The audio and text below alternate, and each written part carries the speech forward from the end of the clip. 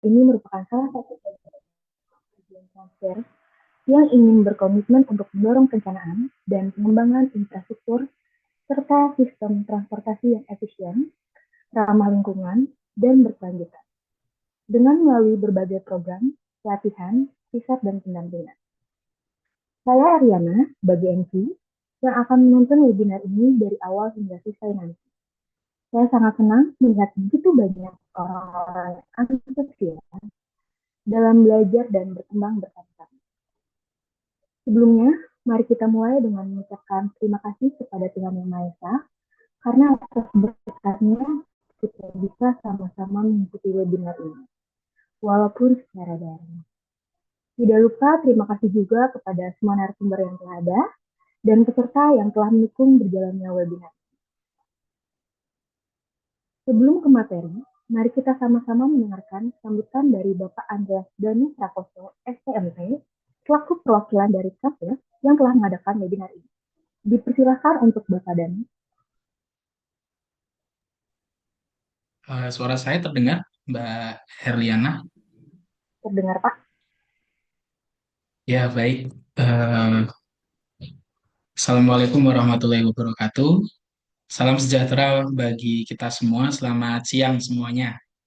Yang terhormat para narasumber kita pada hari ini, Bapak Sony Sulaksono Wibowo, PhD, dan Ibu Dr. Engineering Puspita Dirgahayani, serta seluruh peserta webinar yang telah menyempatkan waktunya untuk hadir. Di bulan Ramadan dan masa Prapaskah yang penuh berkah ini, kita semua memiliki kesempatan tidak hanya untuk meningkatkan keimanan, tetapi juga menambah wawasan dan ilmu pengetahuan tentunya.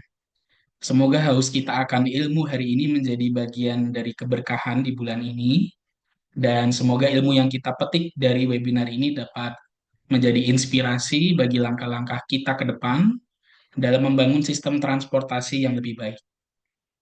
Nah, pertama-tama saya ingin mengucapkan terima kasih atas kehadiran Bapak dan Ibu sekalian dalam webinar ini. Perkenalkan, saya Andreas Danu Prakoso, biasa dipanggil Danu, salah satu founder dari Transfire. Kami adalah lembaga yang bergerak di bidang pelatihan dan studi transportasi dengan prinsip utama transportasi berkelanjutan. Kami tentunya memiliki komitmen untuk mendukung perencanaan dan pengembangan sistem transportasi yang lebih efisien, ramah lingkungan, serta berkelanjutan di Indonesia. Nah, webinar ini menjadi babak baru bagi kami sebetulnya dalam memulai rangkaian aktivitas di bidang transportasi berkelanjutan. Kedepan kami juga telah menyiapkan berbagai program yang menarik dan tentunya bermanfaat, seperti repetitif modular training di berbagai topik perencanaan transportasi, serta seri-seri webinar lanjutan yang akan mendalami berbagai aspek penting dalam pembangunan transportasi. Nah, kami berharap para peserta dapat terus mengikuti kegiatan-kegiatan ini dan mari menjadi bagian komunitas yang mendorong perubahan positif di bidang transportasi. Hari ini kita akan membahas topik yang sangat relevan dan krusial ya, jadi terkait dengan transportasi berkelanjutan. Kita semua sadar bahwa sistem transportasi di Indonesia masih menghadapi banyak tantangan, mulai dari kemacetan perkotaan, polusi udara, dominasi kendaraan pribadi, terutama di kota-kota besar ya, kemudian keterbatasan infrastruktur transportasi publik, baik di perkotaan maupun di kawasan pedesaan, bahkan di kawasan 3T ya, terluar, terdepan, tertinggal. Nah, ini menjadi tantangan bagi kita semua untuk mencari solusi dan mengubah arah kebijakan serta praktik transportasi menuju sistem yang lebih efisien dan berkelanjutan tentunya. Tapi kita tahu bersama ya bahwa perubahan itu tidak datang dengan sendirinya. Kita perlu melihat ke depan dan mungkin berefleksi sedikit bertanya, kira-kira apa sih yang bisa dilakukan? Terus bagaimana kita bisa berperan dalam mendorong sistem transportasi yang lebih baik, inklusif, ramah lingkungan. Nah, inilah yang akan kita eksplor lebih lanjut dalam diskusi bersama para narasumber kita yang luar biasa tentunya, Ibu Pipit, Ibu Puspita, dan Bapak Sony, yang akan berbagi wawasan dan pengalaman mereka terkait implementasi transportasi berkelanjutan di Indonesia. Saya ingin mengucapkan apresiasi yang sebesar-besarnya kepada Pak Sony dan Bu Pipit yang bersedia berbagi ilmu dan pengalaman untuk kita semua. Wawasan yang disampaikan tentu sangat berharga untuk memberikan gambaran yang lebih luas mengenai transportasi berkelanjutan dan bagaimana kita bisa mengambil peran dalam perubahan ini. Semoga hari diskusi kita bersama menjadi inspirasi bagi kita semua untuk terus berkontribusi dalam membangun sistem transportasi yang lebih baik untuk masa depan Indonesia. Di tengah kondisi yang barangkali kurang ideal saat ini dan tantangan yang masih terus ada, mari kita menjadi bagian ya dari harapan cerah untuk Indonesia yang lebih baik tentunya. Terima kasih semuanya dan selamat mengikuti webinar. Wassalamualaikum warahmatullahi wabarakatuh. Selamat siang semuanya. Terima kasih. Baik, terima kasih Pak Danu sebagai founder Transfira yang telah mengadakan webinar ini. Selanjutnya buat peserta semuanya diingatkan untuk mengisi link absen yang sudah ada di chat Zoom. Selanjutnya kita akan sama-sama menyaksikan video profile dari Transfira.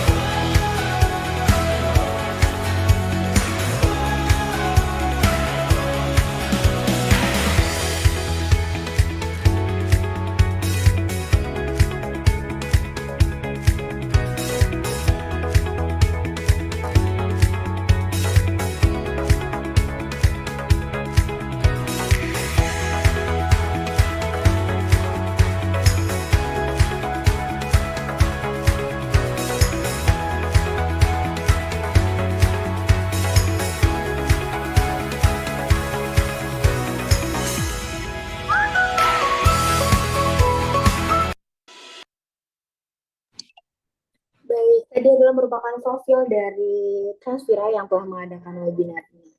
Selanjutnya, diingatkan kembali untuk para peserta untuk mengisi link absen yang telah disediakan. Selanjutnya kita juga akan mengenalkan moderator kita, yaitu Ibu Hana Atita Amini MN, yang akan memandu jalannya presentasi dari narasumber-narasumber kita yang hebat. Saya akan membacakan profil Bu Hana dahulu. Bu Hana Afifa Amini MN adalah seorang peneliti dengan latar belakang dalam perencanaan kota dan wilayah dan studi transportasi. Beliau meraih gelar Master of Engineering di bidang Global Engineering for Development, Environment, and Society dengan fokus studi transportasi berkelanjutan dari Tokyo Institute of Technology, Jepang, dan lulus pada tahun 2019. Dan gelar sarjana diraih di bidang perencanaan wilayah dan kota dari Institut Teknologi Bandung pada tahun 2015. Dengan komitmen yang mendalam terhadap berkelanjutan pembangunan perkotaan, Bu Hana telah berkontribusi pada berbagai proyek penelitian dan publikasi, termasuk analisis pengurangan emisi karbon dan hubungan spasial antara nilai properti dan aksesibilitas. Pengalamannya yang beragam berkisar dari peran sebagai dosen di Universitas Andalas hingga posisi peneliti di Resilience Development Initiative dan Yayasan Lokahita. Saat ini, ia terlibat dalam penelitian jarak jauh tentang urbanisasi dan livelihood. Di samping perannya sebagai peneliti di bidang ekologi perkotaan dan analisis spasial bersama Yayasan Lokahita. Minat penelitian Bu Hana sendiri terletak pada transportasi berkelanjutan, transportasi umum dan aktif yang mencerminkan semangatnya untuk menciptakan lingkungan perkotaan yang layak huni dan tangguh. Selanjutnya, mari kita sambut untuk moderator kita, Ibu Hana Arifah. Silahkan. Ya, terima kasih. Suara saya sudah terdengar ya. Sudah, Bu? Oke, Assalamualaikum warahmatullahi wabarakatuh. Selamat siang dan selamat datang semuanya di webinar yang berjudul Perencanaan Infrastruktur Transportasi Berkelanjutan dan Berwawasan Lingkungan. Eh, saya mengucapkan terima kasih yang sebesar-besarnya kepada para narasumber kita, Ibu Puspita Dirgahayani dan Pak Soni, yang telah meluangkan waktu untuk berbagi ilmu di hari ini. Karena kehadiran Bapak Ibu sekalian merupakan sebuah kehormatan ya bagi kita semua di tengah-tengah kesibukannya. Selain itu juga saya mau mengucapkan terima kasih sebesar-besarnya kepada seluruh peserta yang mungkin sampai saat ini sudah sampai berapa? 200 ya kalau tidak salah. Kalau yang terdaftar, informasi terakhir yang saya dapatkan 350 peserta. Terima kasih atas antusiasmenya untuk bergabung dalam webinar kali ini. Semoga diskusi hari ini bisa memberikan wawasan yang bermanfaat ya untuk kita semua. Sebelum saya mulai, saya ingin menyampaikan beberapa aturan teknis terkait keberjalanan dari diskusi ataupun tanya jawab nanti. Yang pertama, saya harap teman-teman atau peserta semuanya memastikan bahwa mikrofonnya dalam keadaan mute selama pemaparan berlangsung supaya tidak terganggu. Dan yang kedua, terkait sesi tanya jawab akan dilakukan di akhir pemaparan setelah kedua narasumber kita selesai menyampaikan materinya. Jika nanti ada peserta yang ingin bertanya langsung, dipersilahkan untuk menggunakan fitur raise hand. Lalu kami akan memberikan kesempatan untuk berbicara pada 3 orang penanya terlebih dahulu. Dan jika masih ada waktu, akan dibuka sesi pertanyaan selanjutnya. Selain itu, para peserta bisa menggunakan fitur Q&A untuk mengajukan pertanyaan. Lalu dari pihak panitia akan memilih pertanyaan yang relevan dan representatif untuk dibahas secara bersama di sesi tanya jawab nanti. Baik, kita mulai saja. Tadi mungkin sudah dibahas ya oleh Pak Danu terkait sektor transportasi dan peranannya yang sangat krusial ya dalam membentuk sebuah perkotaan atau sebuah wilayah. Dan juga sektor transportasi ini tentunya memiliki dampak cukup besar ya terhadap dinamika di dalamnya, baik itu sisi ekonomi, sosial maupun lingkungan. Kalau teman-teman semuanya mencermati publikasi yang sudah disampaikan oleh Transpire, ada 2 materi yang akan disampaikan. Yang pertama itu terkait prinsip dan peran transportasi berkelanjutan, serta studi kasus atau benchmark secara internasional atau dari negara lain. Dan yang kedua yaitu terkait fenomena dan tantangan implementasi transportasi berkelanjutan di Indonesia. Kalau kita sama-sama cermati, materi ini memiliki hubungan satu sama lain ya. Ini merupakan sebuah kesatuan, jadi harapannya kita semua bisa mengikuti webinar ini dari awal hingga akhir. Walaupun mungkin sekarang sudah memasuki waktu kritikal ya untuk berbuka puasa bagi teman-teman yang menjalankan ibadah puasa, atau mungkin ada sebagian teman kita yang berada di time zone yang berbeda gitu ya dengan yang sekarang yang di Bandung atau dari luar negeri mungkin. Jadi harapannya walaupun mungkin di waktu yang sekarang ini kita tetap semangat ya untuk mendengarkan dan mengikuti webinar ini sampai selesai gitu. Baik, saya akan memulai materi yang pertama, tapi sebelum itu saya akan membacakan terlebih dahulu terkait biodata singkat dari narasumber yang pertama, yaitu Ibu Dr. Engineering Puspita Dirgahayani, Sarjana Teknik, Master of Engineering. Beliau merupakan seorang dosen dari kelompok keahlian Pengelolaan Pembangunan dan Pengembangan Kebijakan Fakultas SAPPK atau Sekolah Arsitektur Perencanaan dan Pengembangan Kebijakan Institut Teknologi Bandung. Beliau menyelesaikan pendidikan S1 di ITB pada bidang perencanaan wilayah dan kota di tahun 2002, lalu meraih gelar S2 dan S3 dari University of Tokyo, Jepang, pada bidang Urban Transport Planning and Urban Engineering, masing-masing pada tahun 2006 dan 2009. Adapun fokus penelitian beliau meliputi perencanaan dan kebijakan transportasi perkotaan dengan berbagai macam publikasi terkait transportasi berkelanjutan, interaksi antar transportasi dan lingkungan, dan lainnya. Dan pada kesempatan kali ini, Ibu Puspita akan membahas terkait prinsip-prinsip atau mungkin konsep ya yang berkaitan dengan transportasi berkelanjutan serta studi kasus atau benchmark yang sudah ada sampai saat ini. Mungkin materinya akan terkait apakah transportasi berkelanjutan itu harus fokus kepada transportasi publik kah gitu? Atau mungkin masih bisa kalau kendaraan bermotor menjadi mengarah kepada transportasi publik, transportasi berkelanjutan. Nah, mungkin mari kita langsung saja. Saya persilakan kepada Ibu Puspita Dirgahayani untuk menyampaikan materi yang pertama. Silakan, Bu.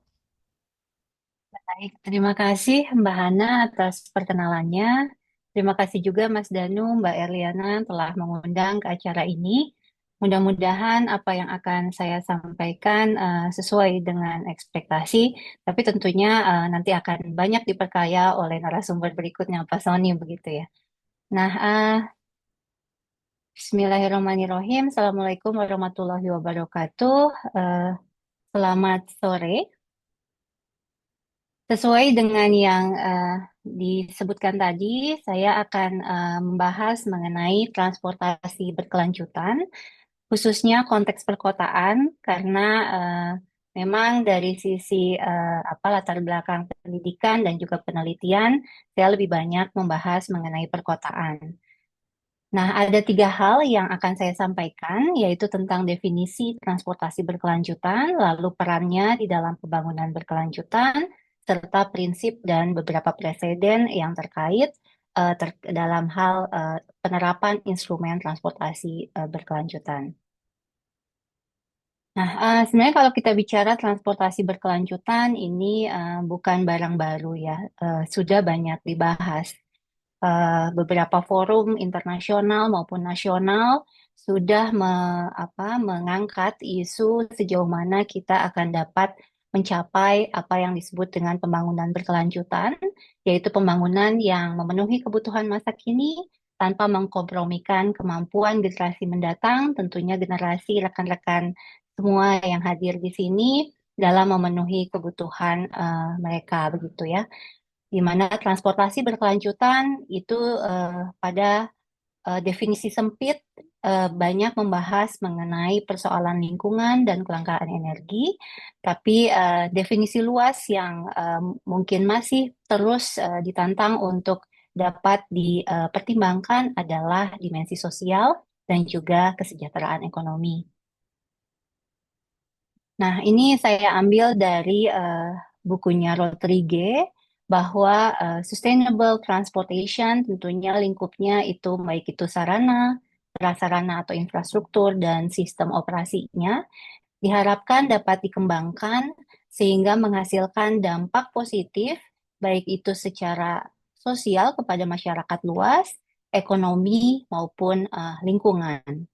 Sosial mencakup keselamatan, kesehatan, kemudian juga akses dan peluang, sementara ekonomi bicara tentang produktivitas ekonomi dan juga lingkungan, berbicara tentang tantangan dampak lingkungan global yaitu emisi gas rumah kaca dan juga polusi udara. Nah, transportasi berkelanjutan berkontribusi sangat besar terhadap pencapaian Sustainable Development Goals, utamanya untuk Sustainable Development Goals yang ketiga, yaitu tentang kesehatan dan kesejahteraan, lalu ke-9 untuk industri dan infrastruktur, dan ke-11 untuk kota berkelanjutan. Selain itu, ada 6 lagi Sustainable Development Goals yang mungkin dikontribusikan oleh sektor transportasi. Nah, ketika kita bicara tentang peran transportasi dalam pembangunan berkelanjutan, tentunya ada 3 hal yang akan saya sampaikan begitu ya. Yang pertama adalah transportasi dalam kaitannya dengan perubahan iklim. Pada tahun 2023, sektor transportasi berkontribusi 22% terhadap emisi CO2 atau karbon dioksida di Indonesia begitu ya, di mana transportasi darat berbasis jalan berkontribusi paling besar mencapai 89,7%. Nah, tingkat konsumsi energi pada sektor transportasi di Indonesia secara historis mengalami penurunan, namun apabila dibandingkan dengan negara-negara lain di Asia Pasifik, masih relatif lebih tinggi. Selain itu, konsumsi energi pada sektor transportasi masih didominasi oleh bahan bakar fosil, walaupun sudah mengalami penurunan. Namun apabila kita lihat dari baurannya, dari sisi energi terbarukan, masih terbilang rendah, hanya 18% menurut data tahun 2020. Kemudian, apabila kita lihat kaitannya antara transportasi dan produktivitas ekonomi, tentunya tidak dapat dipungkiri bahwa transportasi sebagai industri dan transportasi sebagai layanan memberikan dampak positif terhadap pertumbuhan ekonomi, seperti salah satunya kita bisa lihat terhadap pertumbuhan GDP atau produk domestik bruto. Di sini dapat tercapai karena transportasi berperan penting dalam meningkatkan konektivitas, baik itu individu, komoditas, maupun layanan. Di sini kita bisa lihat salah satu sektor transportasi yang terkait dengan transportasi, yaitu transportasi dan pergudangan, mengalami kenaikan tertinggi pada tahun 2023. Kemudian, namun di sisi lain, begitu, transportasi juga dapat mengancam produktivitas ekonomi, khususnya dalam konteks perkotaan, dengan dampak yang diakibatkan dari kondisi transportasi yang tidak berkelanjutan, yaitu kemacetan. Kerugian ekonomi sudah sering dicoba diestimasi, ini salah satunya di Jabodetabek diperkirakan mencapai 71,4 triliun per tahun. Tentu estimasinya ini beragam karena kita bisa melihat langsung atau menghitung begitu ya dari bagaimana biaya langsung dan juga biaya tidak langsung itu diinternalisasi di dalam biaya atau kerugian yang diakibatkan oleh kemacetan. Bagi rumah tangga ataupun individu, kondisi transportasi yang tidak berkelanjutan ditambah dengan kemacetan, itu juga berdampak terhadap besarnya pengeluaran untuk transportasi per rumah tangga. Nah, ini juga akan ada kaitannya dengan aspek sosial ya. Nah, idealnya tidak lebih dari 10% merupakan pengeluaran untuk transportasi. Namun untuk kota-kota di Indonesia, terutama di Jabodetabek, kita bisa lihat lebih dari 10%. Nah, dimensi yang ketiga adalah transportasi dikaitkan dengan keadilan sosial. Dampak sosial dari transportasi masih jarang diperhatikan, namun sudah mulai dipertimbangkan ya. Banyak kajian-kajian yang bicara tentang keadilan transportasi yang berkeadilan ya, di mana infrastruktur, layanan, dan kebijakan terkait transportasi dapat mengakibatkan sebagian masyarakat mengalami eksklusi sosial, yaitu kondisi di mana memiliki keterbatasan untuk melakukan aktivitas normal. Fenomena forced vehicle ownership atau terpaksa memiliki kendaraan karena tidak ada alternatif lain atau ketidakmampuan mengakses peluang untuk meningkatkan taraf hidup itu merupakan salah satu bentuk transport disadvantage related social issues. Jadi isu-isu sosial yang terkait dengan ketidakberuntungan dalam bertransportasi. Terlebih lagi kelompok masyarakat rentan, terutama disabilitas, yang justru tidak dapat menggunakan angkutan umum karena tidak dirancang aksesibel untuk mereka. Kita bisa lihat di sini kompleksitas menggunakan angkutan untuk disabilitas pada keseharian. Mungkin dalam beberapa kasus seperti dalam konteks Transjakarta atau DKI Jakarta sudah lebih maju dalam menciptakan sistem angkutan umum yang dapat diakses oleh disabilitas. Namun kalau kita melihat pada skala yang lebih luas, tentu keterbatasan-keterbatasan itu nyata di hadapan kita. Dan pada akhirnya, seperti yang digambarkan di gambar sebelah kiri, banyak kecenderungan ini kasusnya di luar negeri, tapi negara berkembang juga. Akhirnya para disabilitas itu memutuskan untuk tidak melakukan perjalanan.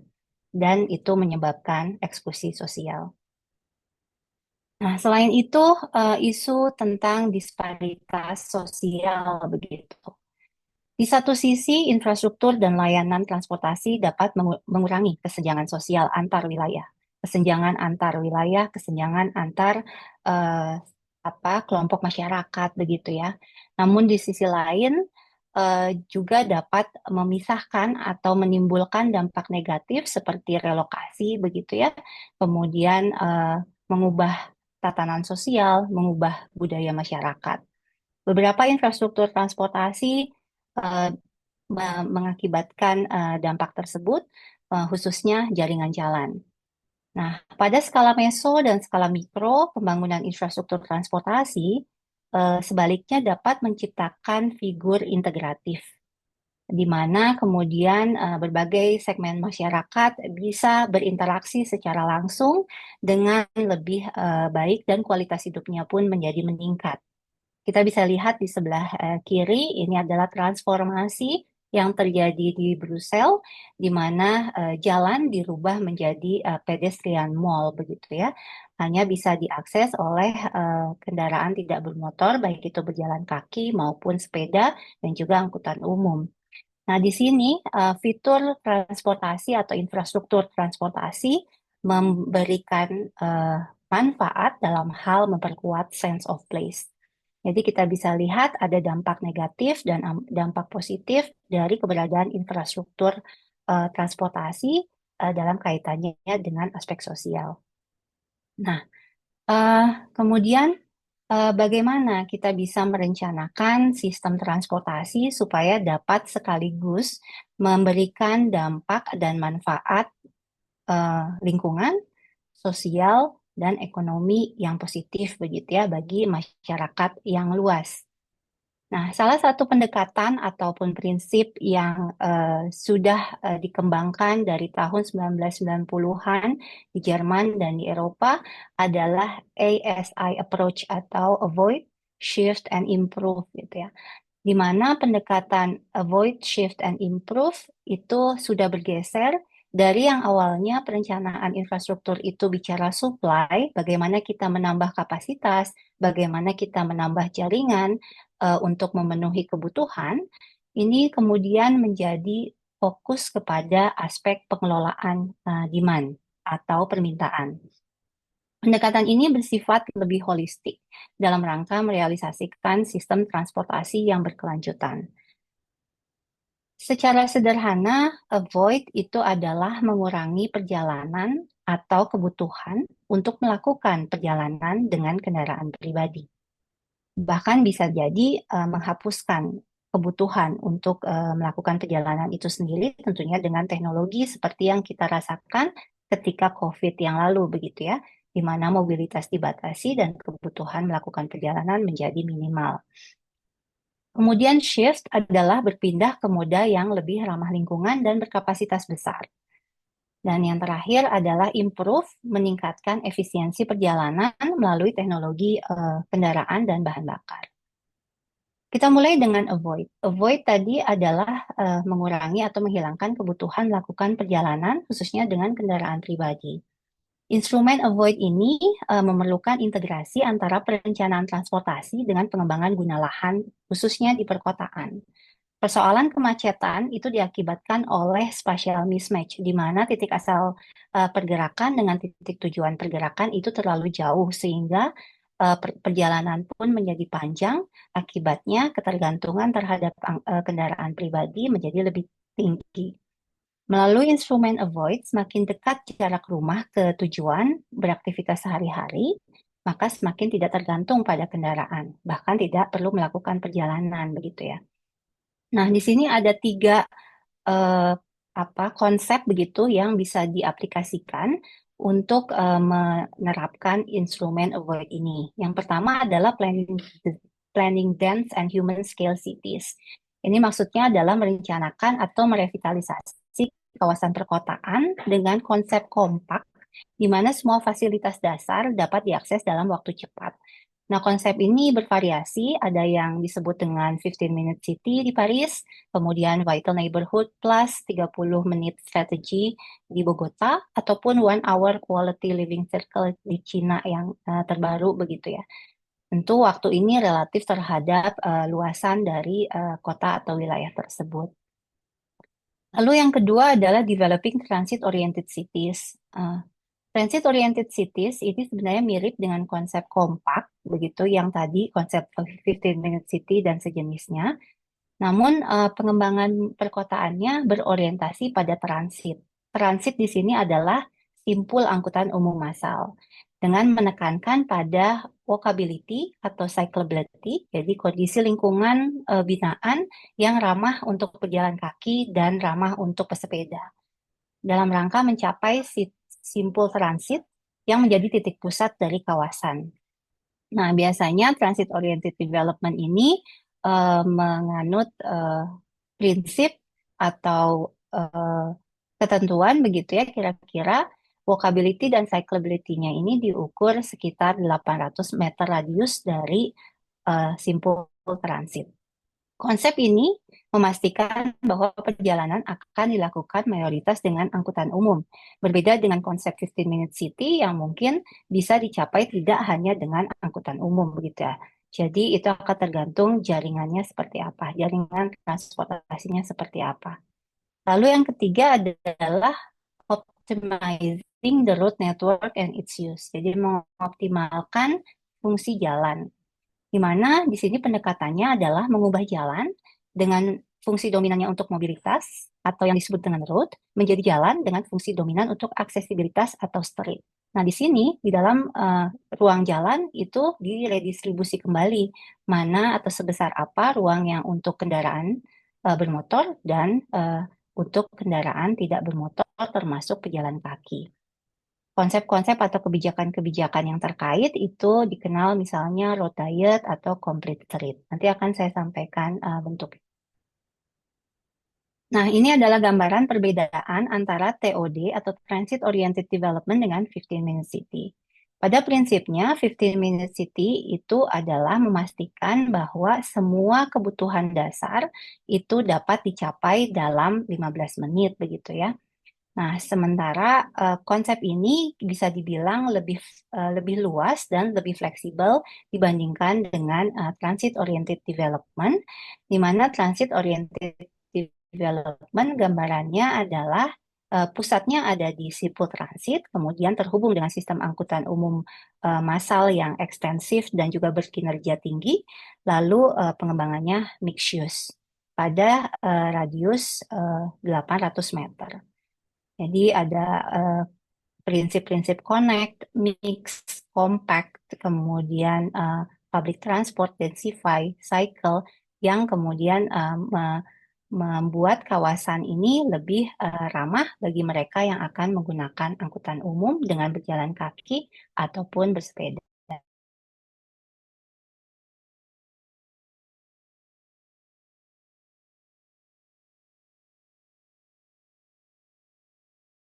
Semua amenities begitu. Pada slide ini bisa dilihat beberapa studi kasus berkota-kota yang masuk pada 15-minute city gitu ya. Jadi sebenarnya tidak banyak begitu rentangnya hingga sampai 25 menit begitu. Ini diukur dari seberapa besar populasi yang ada di kota tersebut yang dapat mengakses amenities dalam kerangka waktu 10 sampai 25 menit. Seperti itu, tetapi tidak dikatakan dengan menggunakan moda apa. Tentunya pilihan moda ini akan berpengaruh terhadap keberlanjutannya begitu ya, karena dampak dari kendaraan pribadi kita sudah bisa lihat tadi di dalam deskripsi di awal banyak memberikan ekses negatif baik untuk lingkungan maupun untuk ekonomi dan sosial. Sehingga dalam hal ini TOD menjadi solusi, di mana TOD secara khusus dirancang untuk berintegrasi, mendukung, dan mengutamakan penggunaan transportasi umum atau transit. Nah, selebihnya dari sisi pengembangan kawasannya tentunya akan beragam begitu ya, intensitas ruang yang optimal seperti apa, itu akan tergantung pada konteks kasus per kasus. Namun secara umum, pengembangan kawasan yang guna lahannya campuran ini bukan untuk pengembangan kawasannya sendiri atau aspek ekonomi dari pengembangan kawasannya sendiri, tapi harus berkontribusi pada peningkatan perjalanan dengan jalan kaki dan transportasi umum per kapita begitu. Oleh karena itu, sistem trotoar yang lengkap, kondisi bersepeda dan parkir yang aman, serta tentunya bagaimana kebijakan yang diterapkan di kawasan, baik itu skala mikro maupun meso dan makronya, dapat meminimalkan penggunaan kendaraan, sehingga prioritasnya tetap pada pejalan kaki, pesepeda, dan pengguna angkutan umum. Nah, ketidaksamaan persepsi mengenai TOD menimbulkan banyak varian TOD ya. Nah, walaupun kita tidak bisa bilang bahwa TOD itu benar-benar sudah tercipta begitu ya pada studi kasus tertentu di luar negeri begitu ya, karena sebenarnya bentuknya beragam. Nah, di slide ini dijelaskan ada setidaknya 4 varian TOD yang berkembang di dunia akibat strategi pengembangan yang berbeda. Yang pertama adalah Development Oriented Transit atau DOT, yaitu pengembangan sistem angkutan umum massal yang bertujuan untuk memberikan aksesibilitas pengembangan kawasan baru begitu ya. Ini artinya kawasannya sudah terbangun, tetapi sebelumnya belum ada akses, lalu kemudian dibangun sistem angkutan umum massal yang memberikan aksesibilitas yang baru gitu. Jadi lebih kepada band-aid solution begitu ya, atau solusi Hansa Plus begitu ya, di mana dilakukan untuk mengobati kondisi kawasan yang tadi kurang aksesibilitasnya. Lalu yang kedua adalah real and property. Ini mungkin teman-teman juga sudah banyak mendengar gitu ya istilah RNP, terutama untuk kasus misalnya di Hong Kong. Itu adalah bentuk TOD di mana integrasi transit dengan pengembangan kawasan itu terbatas pada lingkup stasiun. Biasanya di atas stasiun kemudian ada bangunan multistory atau tinggi yang fungsinya campuran. Nah, di Indonesia di beberapa stasiun KRL dan juga LRT itu akan dibangun dengan konsep rail and property ini. Lalu Ibu, transit joint development, ya, mohon maaf Bu, waktunya tinggal 10 menit lagi. siap. Nah, kalau transit joint development ini gagasan dasarnya sebenarnya dilakukan perencanaan dilakukan bersamaan antara pengembangan kawasan dengan pengembangan sistem transit. Ini yang mungkin paling ideal dan dapat kita lihat beberapa kasus di Tokyo awalnya TJD kemudian sudah bertransformasi menjadi TOD. Nah, yang paling tidak diinginkan dari TOD adalah Transit Adjacent Development, di mana simpul sistem angkutan massal dan kawasan di sekitarnya itu dibangun secara terpisah dan simpul tidak terkoneksi dengan baik dengan kawasan, begitu ya. Pada akhirnya memang dari jarak dekat, tetapi penggunaan angkutan umum massalnya menjadi lebih rendah. Nah, yang kedua adalah shift. Di sini mendorong perpindahan ke moda yang ramah lingkungan dan berkapasitas tinggi. Dengan mengkombinasikan instrumen avoid dengan shift ini akan jauh lebih efektif, yaitu caranya dengan mendorong penggunaan sepeda dan juga berjalan kaki itu, ataupun mikromobilitas yang lain. Misalkan berbahan bakar ramah lingkungan, misalnya seperti skuter listrik. Dan kemudian mengimplementasikan perbaikan angkutan umum gitu ya, dari cakupan layanannya, biayanya, kemudian kualitas layanannya, dan juga sistem angkutan umum yang resilient. Nah, shift ini tidak akan terjadi tanpa adanya pembatasan kendaraan pribadi. Oleh karena itu, dalam shift ada kombinasi dengan mengendalikan penggunaan kendaraan pribadi. Ini disebut dengan push factor begitu ya. Oleh karena itu, untuk meningkatkan kualitas dari angkutan umum non-motorized transport micromobility, dan desain jalan itu menjadi satu kesatuan yang perlu diintegrasikan untuk memastikan daya saing dari moda-moda alternatif ini terhadap kendaraan pribadi begitu ya. Jadi sebagai push dan pull faktor. Non-motorized transport atau infrastruktur untuk kendaraan tidak bermotor menjadi tulang punggung dalam memastikan layanan sistem angkutan umum ini bisa efektif karena non-motorized transport itu dapat meningkatkan cakupan layanan dari angkutan umum itu sendiri. Nah, non-motorized transport sekarang tidak hanya bicara tentang jalan kaki ataupun sepeda begitu, tetapi bagian dari mikromobilitas secara lebih luas, yaitu kendaraan kecil tidak harus tidak harus bergerak dengan tenaga manusia, begitu seperti yang dicontohkan di sini. Nah, tadi saya sebutkan tentang complete street. Nah, di sini untuk memastikan bahwa non-motorized transport bisa menjadi pilihan moda, tentunya kita perlu bicara tentang redistribusi ruang di jalan begitu, di mana prioritas tidak melulu hanya untuk kendaraan pribadi, tetapi untuk pengguna jalan lainnya, terutama pengguna kendaraan mikromobilitas tadi begitu ya.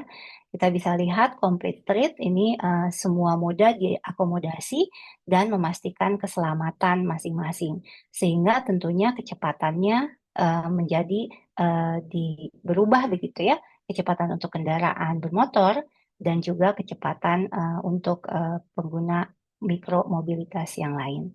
Aspek keselamatan salah satunya adalah kunci untuk menciptakan complete street dengan proteksi dan instrumen traffic calming.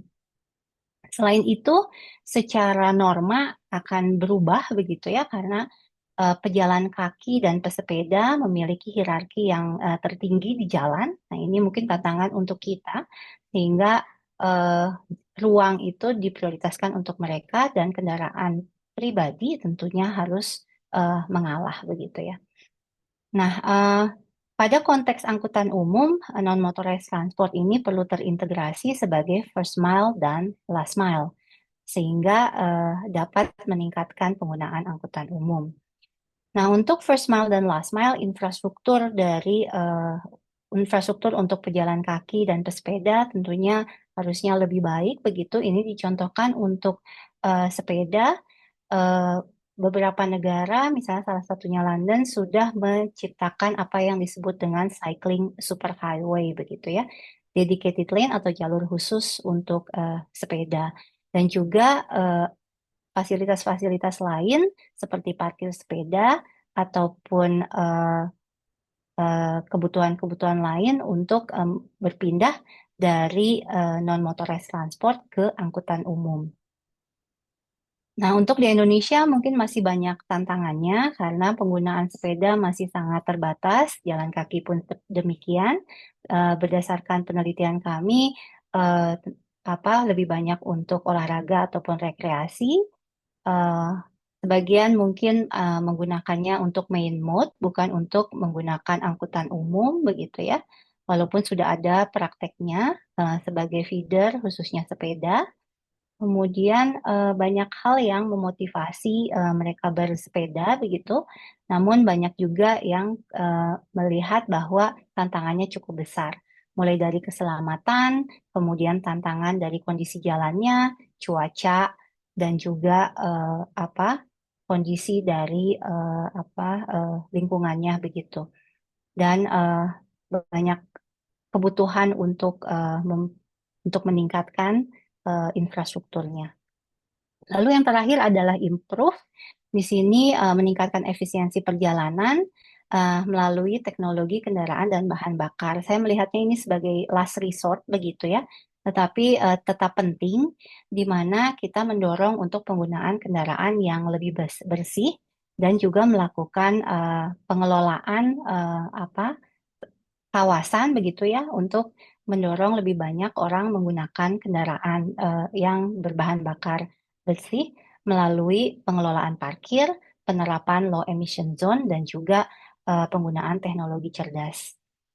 Nah, mungkin kalau untuk kendaraan listrik tantangannya masih pada biaya untuk pembeliannya begitu atau purchase price-nya. Ini yang dihasilkan dari studi kami dengan kasus di Jabodetabek begitu ya.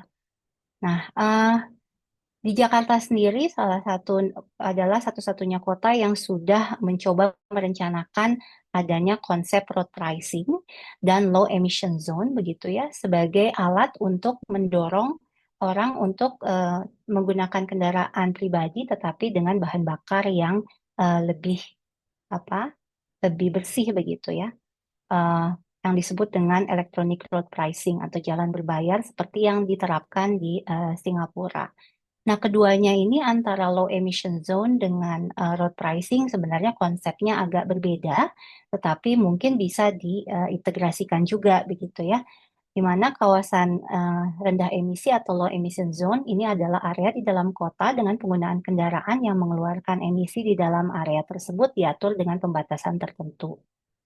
RT RW DKI Jakarta sudah menerapkan itu dan beberapa tahun terakhir melakukan perluasan dari yang awalnya di Kota Tua, kemudian ada di beberapa titik yang lainnya. Tujuan konsep dasar dari low emission zone ini adalah pencemar yang berbayar. Sebenarnya sama dengan jalan berbayar bahwa eksternalitas yang diakibatkan dibayar oleh yang menyebabkan eksternalitas itu. Tetapi tujuannya agak berbeda. Kalau kawasan rendah emisi itu meningkatkan kualitas udara, kalau jalan berbayar itu lebih ke mengurai kemacetan. Dan metodenya juga agak berbeda di mana kawasan rendah emisi membatasi polutan atau emisi dari kendaraan, sementara untuk jalan berbayar itu berlaku untuk semua pengguna kendaraan bermotor. Dan dua konsep ini sudah diterapkan secara integratif di kota London begitu ya untuk meningkatkan dampaknya begitu.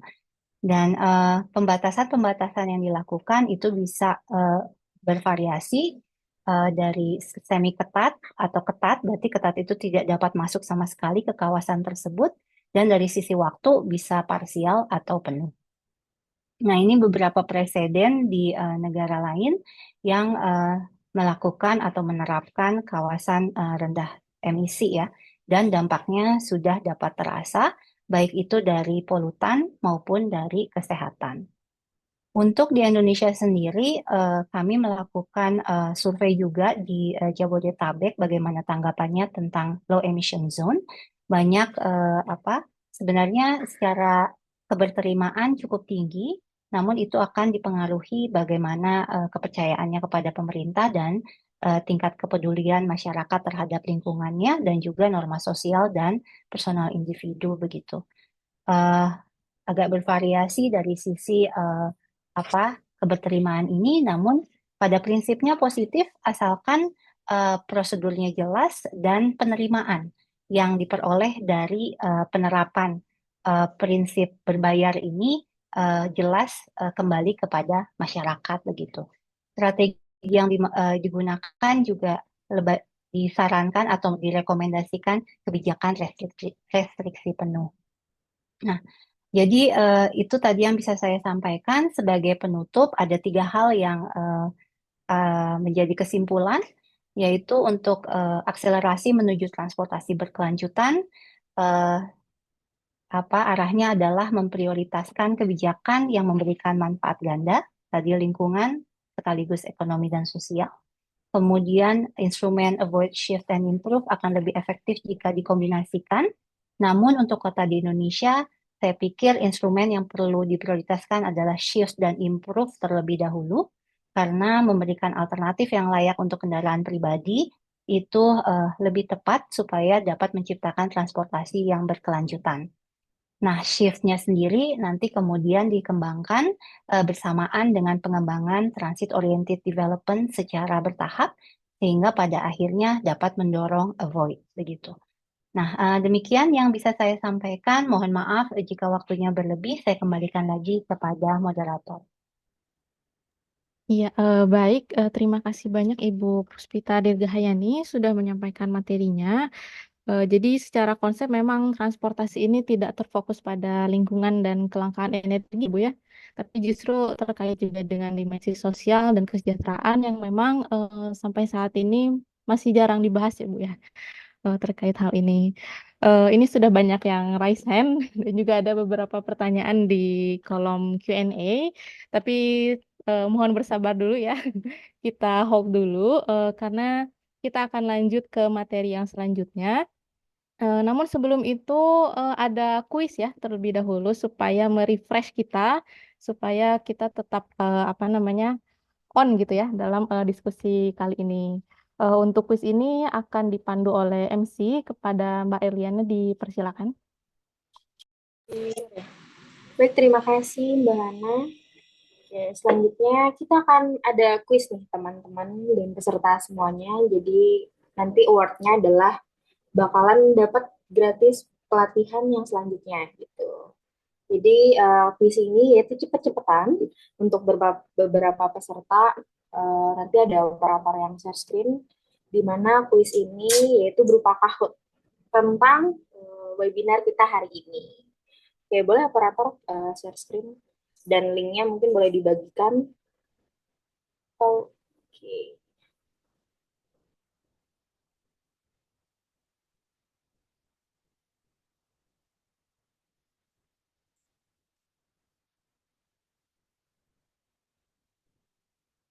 baik, boleh teman-teman semua mungkin bisa uh, mengetik PIN-nya itu 430075.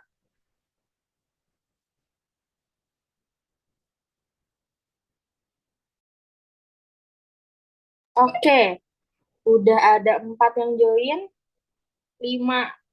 Nah, wow, banyak banget. Oke, boleh. Karena di sini hanya ada 5 pemenang yang akan kita ambil.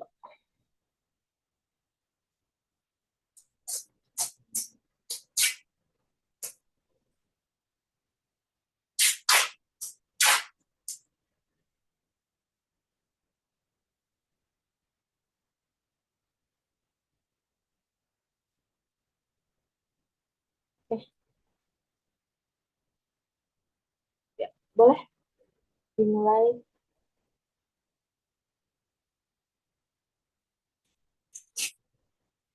Oke, ya, kita lihat. Iya, itu pertanyaannya.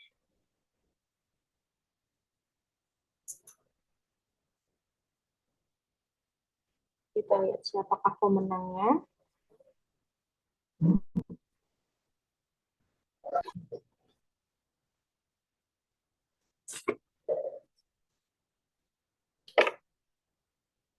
Oke, ada 29 orang ya yang menjawab benar.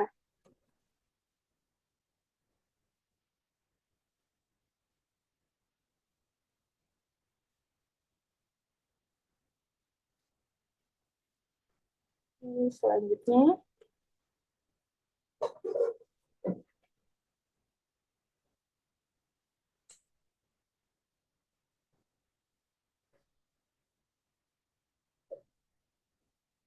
oh iya, oh boleh yang atas nama C itu harusnya nama peserta aja ya.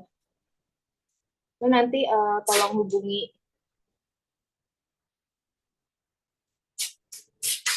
Next.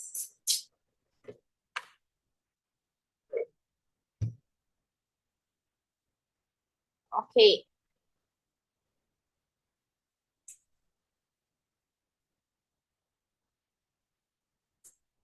apakah benar atau salah?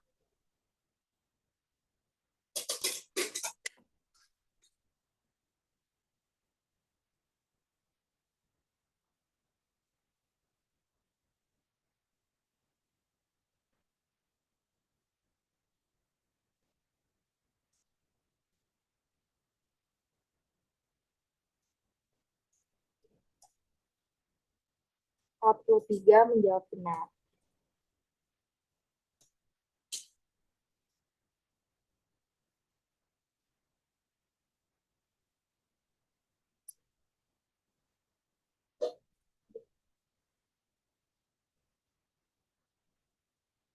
Nah, ini. Ini menyangkut narasumber kedua kita.